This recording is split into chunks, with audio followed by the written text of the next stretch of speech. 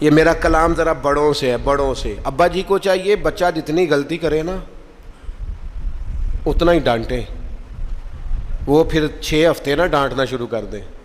استاد صاحب کو چاہیے کہ جتنی بچے کی کمزوری ہے نا، مجھے پتہ ہے سب سے زیادہ کس بات سے تکلیف ہوتی ہے۔ آپ کے بچے نے غلطی کی ہے، آپ اپنے بچے کو ڈانٹ لیں، سمجھا لیں، آپ کسی اور کے سامنے اس کی تذلیل کبھی نہ کریں، یہ زیادتی والی بات ہے۔ آپ اسے رسوا نہ کریں، بتائیں کسی ایسے شخص کو جس سے آپ کو امید ہے کہ آپ کو مشورہ دے گا یا اسے سمجھائے گا، لیکن گلی گلی کھڑے ہو کے اپنے آپ کو مظلوم ثابت کرنے کے لیے اس کی توہین نہ کریں، یہ انداز درست نہیں ہے۔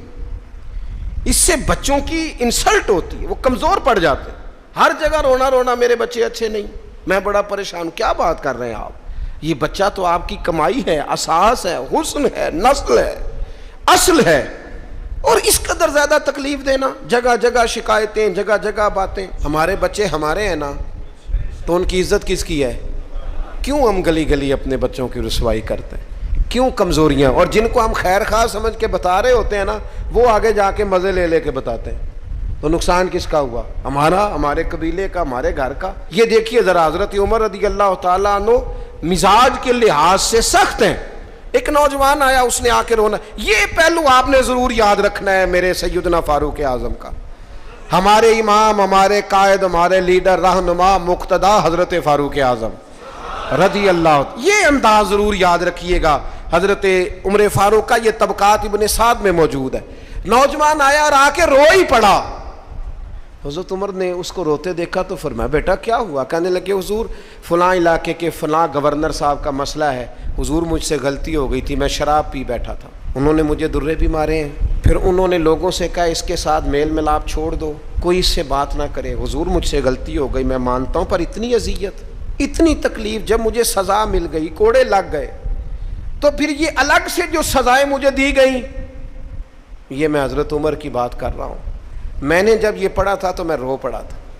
حضرت فاروق اعظم نے اس نوجوان کی بات سنی، سنو میں کیا کہہ رہا ہوں، اس گناہگار کی بات سنی، اس گناہگار کی بات سنی تو حضرت عمر رو پڑے اور فرمایا بلاؤ نا ان گورنر صاحب کو، وہ بھی بڑے سمجھدار، باوقار، بڑے آدمی تھے، بلایا اور بلا کے فرمایا آپ کا اس جرم پر غصہ بالکل ٹھیک، لیکن آپ کو کس نے اجازت دی کہ آپ اسے اتنی تکلیف دیں؟ آپ نے کوڑے مار لیے جو سزا بنتی تھی، اور پھر آپ نے کیوں کر کے لوگوں سے کہا اس سے ملنا جلنا چھوڑ دیں؟ فرمایا اب میں آپ کو حکمن کہتا ہوں، اگر آج کے بعد آپ نے کوئی ایسا کام کیا تو میں آپ کو سزا دوں گا۔ فرمانے لگے آپ نے کہا تھا نا لوگ ان سے ملے جلے نہ، فرمایا اب آپ ہی لوگوں سے کہیں ان سے ملاقات شروع کریں۔ جب انہوں نے توبہ کر لی، اپنا گناہ مان لیا، جب اقرار کر لیا، معافی مانگ لی، اب سزا کا کیا معنی ہوا؟ اب تکلیف کا کیا معنی ہوا؟ سیدنا فاروق اعظم رضی اللہ تعالیٰ عنہ فرمانے لگے اگر یہ سچی توبہ کر لے تو پھر تو ان کی گواہی بھی قبول کی جائے گی، ان کی گواہی تک ہم قبول کریں گے۔ وہ کسی نے کہا تھا الجھے الجھے بکھرے بکھرے روز و شب دیکھے گا کون، لوگ تیرا جرم دیکھیں گے سبب دیکھے گا کون۔